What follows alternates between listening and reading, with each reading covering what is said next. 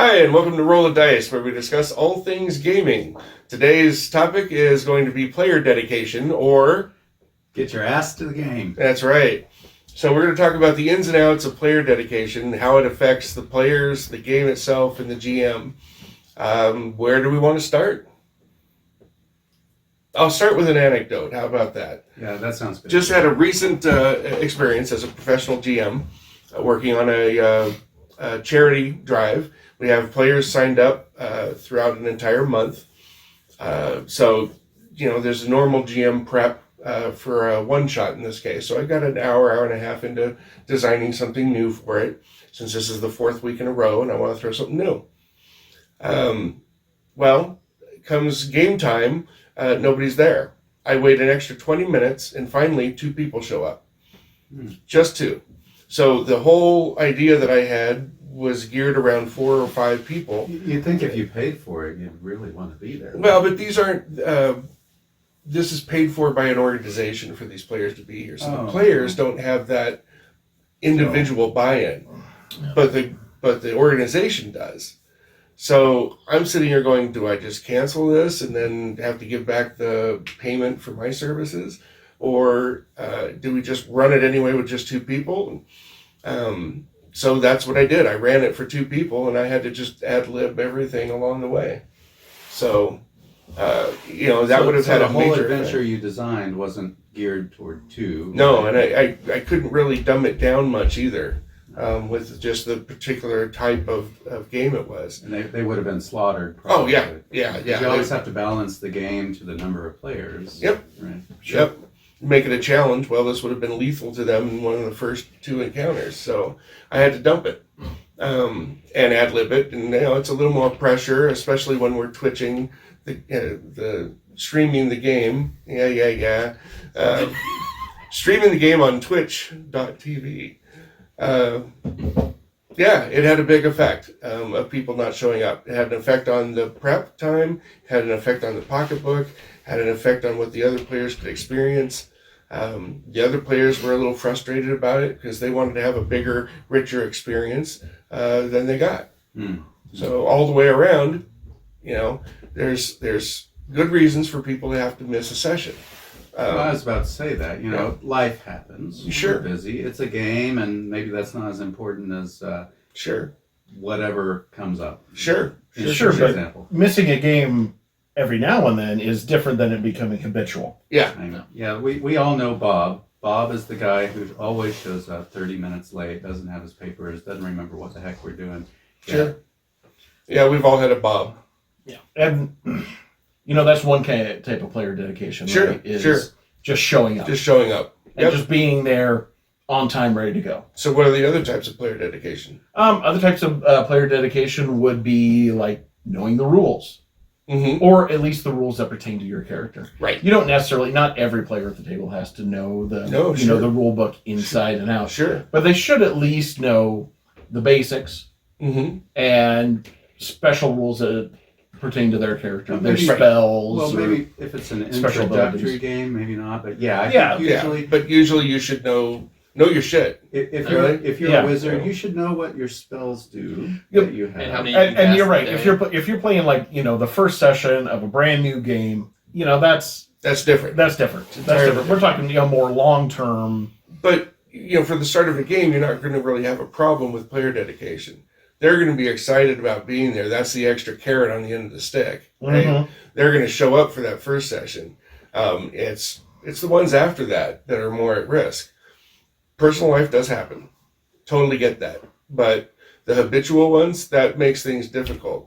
Up to a point. Then the GM can just count on the person either being late or not being there and write them out of the script. He doesn't have to keep track of their background information. He doesn't have to put in some extra monsters.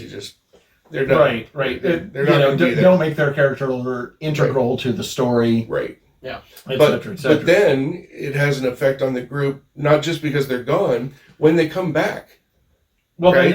It's an interruption. You have to catch them up. What's going on? Well, not just that. It's an interruption of the flow of the game. So the players have to readjust to this other person being there. It's not just about catching them up. It's about weaving them into the story.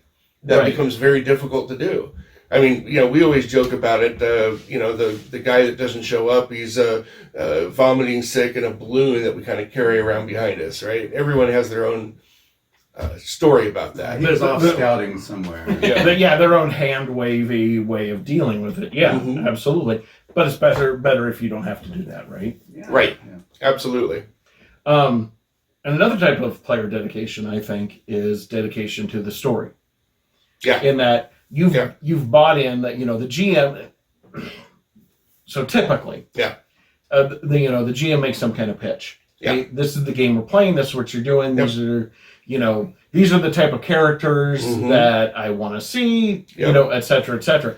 And so you have to have player buy-in to that idea. Sure, and you've gone to the expense of getting that, and games aren't cheap now, right? $40 to $60 to get a buy-in. Beyond that, ideally, you've spent intellectual currency also. Yeah, many hours reading those to try and get ready to be able to run the game, explain the rules. Right, and if you have even one player that, doesn't want to adhere to that idea, doesn't want to go there, he's either going to be, bored and an anchor. Right. Or he's going to be at worst, super disruptive. Right. Or just stop being there. Or just stop showing up. Also, I've seen games where the group is headed toward this one goal, whatever that goal is, but that one player wants to go off and do his own thing, right? Yeah. During the game session, not a side session, but during the game, they want to go off to another part. The player who makes a lone wolf character. Yep. Sneaky sneak. And not toward the same goal. It's just like, I'm going to go off and do whatever. We've had case in points recently. I mean, it comes up all the time. Yeah. A little less when you've got a group that's been together for a long time. That kind of behavior stops, and the dedication generally goes up the longer you've been together. So, what are some ways you can use to foster that dedication? Focus on the character more with some backstory. Give them a mystery box that they want to solve, right? Or some tie-in to the story in a major way, not major, significant way, right? Something that entices them is, if I'm gone, they're not going to have this with them, or they're not going to be able to have access to this knowledge, or hell, that person might be the lead in that particular part of the adventure. Make them an integral part. Yeah. In a way that they find compelling. Yeah. Way to sum up all that I just said. Thank you. Find every player's hook and latch into it. Right. Create a new one. But then again, that's an extra burden on the GM to try and... It's a big burden on the GM. You have to know your players really well to be able to do that. Yep. And if you have a long-term established group, that's probably a lot easier to do than if, you're a fairly new group, or you have a whole bunch of different players that are in different groups throughout the week. Sure.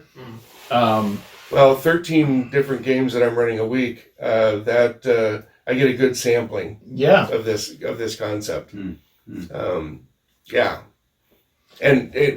But what about the player that he says he'll be there, checks in the day before, I'll be there, and then never shows up? That's the one that I have a hard time with. It's like, okay, they've checked in, cool. They're going to be gone. Okay, they've checked in, now they're going to be here. Great. We start sending messages. Hey, where are you? Yep. It takes game time. It slows the game down by 5 or 10 minutes at the beginning, right? Because you're trying to have everybody contact this guy and find out, one, did he get in a car wreck? Is he not here? Did he just say, I don't want to play today, but he didn't want to tell us? Well, another form of dedication. Someone who's there, who's engaged in the game, but then goes off on tangents.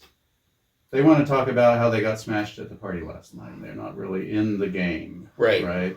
Or they start joking around, and suddenly the game is thrown off the rails. Right? Yep. What do we have for that? We have the Rat of Doom. So, what is the Rat of Doom, Dave? The Rat of Doom has been in my game group for generations, meaning about 30 years, anyway. This rat is soft, but yet has enough weight to it that I can make an impression when I throw it at somebody. So if if someone they're goes off distracted- on a tangent, like, hey, yesterday I went off to, you wouldn't believe what happened to me yesterday. Oh my gosh, we were having such a great time. Boom! Oh, Rat of doom. oh, sorry. Focus.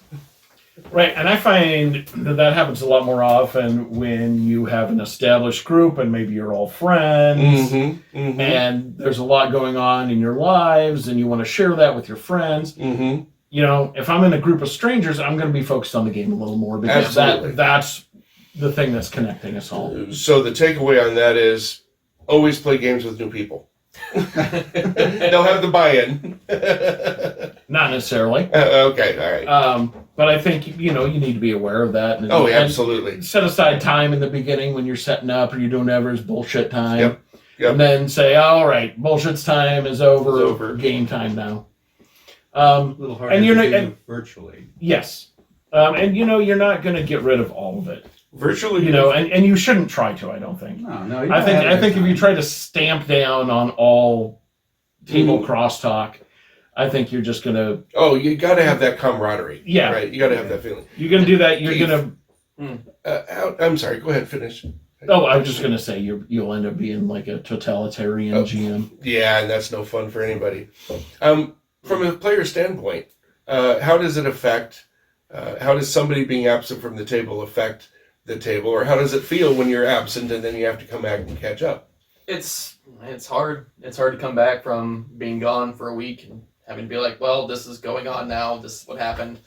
And you've only moved about 10 feet, but it doesn't really matter because you're still gone. Right, you've missed that whole Yeah. part of the story. Or that, or you're integral to the story and you're just kind of floating down on a ship. Yeah. Okay. So, I don't know. It's hard. I think if I miss a week, I can kind of count on the next week. I'm not going to be doing a whole lot. Yeah. Because then I have to kind of get back into the game, Yep. back into the story. And so, I guess I kind of count on that part of it. Like, okay, I know that this next week is not going to be, Spotlight Keith time. Sure. And I just thought of another aspect of player dedication to the character. And what I mean by this is specifically that came to mind is switching characters in mid game. Right? It's like, all right, this character's not working out for me. Or it's not working out for the group with this certain dynamic I have. Rogues stealing from the group, right? That kind of thing. Mass The murderers. lone Mass wolf always going off trying to Do his own thing. agenda. Yep. So, Sociopaths. it doesn't work for a while, and that's the concept of the character. But the character didn't mesh with the group. So, for whatever reasons, the player wants to make another character. That's a bit disruptive, It takes time to make a character. It does, and a lot of times you're finding this out end game session, not outside of it. It is disruptive, but I think in the long haul, it's less disruptive. Yep. Unless the same mistakes are made, Right. Unless you have another character that Yes. doesn't fit. Well, that's- people have a character type that a general personality that kind of bleeds into most of their characters. Well, It's just the some nature of, well, true. Yes. Me, for people. instance. Not just you. They're all Hand of Fate or Gort, one of the two. That's pretty much it. Maybe in this instance, they should wait until the end of the game session and start a new one in the next game session. Or work it out with the GM. And Right. work it into the story. Where that is a opportune time to plan a character death. Absolutely. Yeah. Absolutely.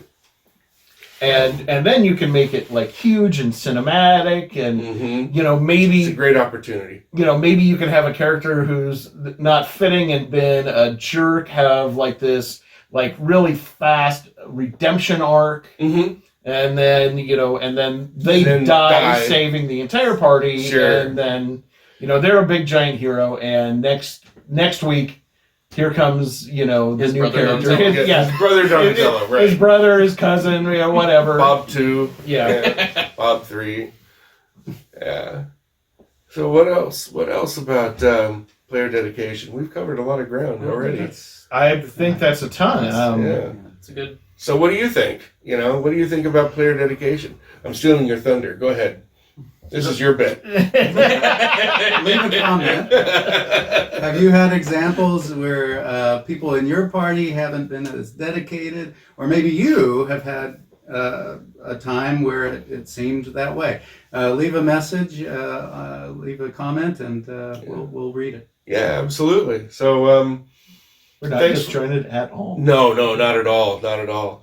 Well, when I meant casual conversation type, this is it.